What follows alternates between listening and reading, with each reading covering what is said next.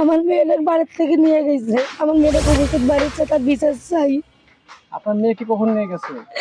10টার সময়, সকাল 10টা। আজকে? কালকে। গতকালে? হ্যাঁ, কে নিয়ে গেছে? ওই অন্য গ্রামের ছেলে এসে নিয়ে গেছে। নাম আমি তো কি ছেলেটার? ছেলেটার নাম জানোকে জানি না। ইনুস। ইউনুস নাম? হ্যাঁ। আপনার বাসা কোথায়? বাসা জানোকে সে ঠিকানা আমি জানি না। খামসা মারাট না কোন জায়গায়?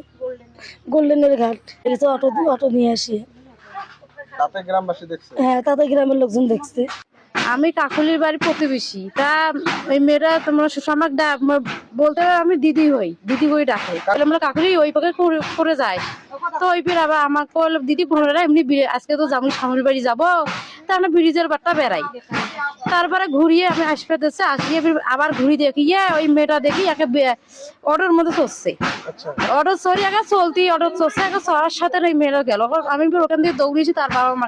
আপনার ছেলে যে মেয়ে নিয়ে ভাগছে বা চলে গেছে এই বিষয়টা আপনি কিভাবে জানলেন? আমি তো জানি না, ওদের লোক এসে আমার বাইক বইলে গেছে মেয়েলারাই। আপনার ছেলে কখন থেকে মেয়ের বাবা ছিল। এখন কালকে সন্ধ্যার থেকে। সন্ধ্যা থেকে এখন পর্যন্ত আপনার খোঁজ খবর হয় নাই? না, এ যাবত আমি খোঁজ পাই নাই এবং খোঁজটাছি এক জায়গা তো আমি কোনো নেট পাইতেছি না।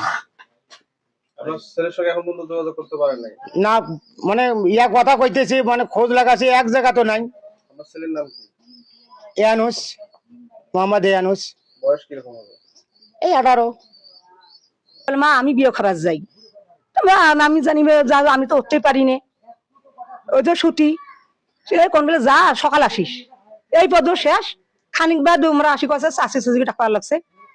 আমি বেড়াইলাম, কি হয়েছে আমরা কপাল আছে বলে মেয়ে 10টার স্বামী আছে অমুক সমুক এটা ওটা বলে, ওগুলো তো আমরা জানি না। আমার ছেলে তো এখনই বেড়ে গেল, ওগুলো তো জানি না। যদি নিয়ে গেছে আগে আসো, তাহলে আমি আটক দেই।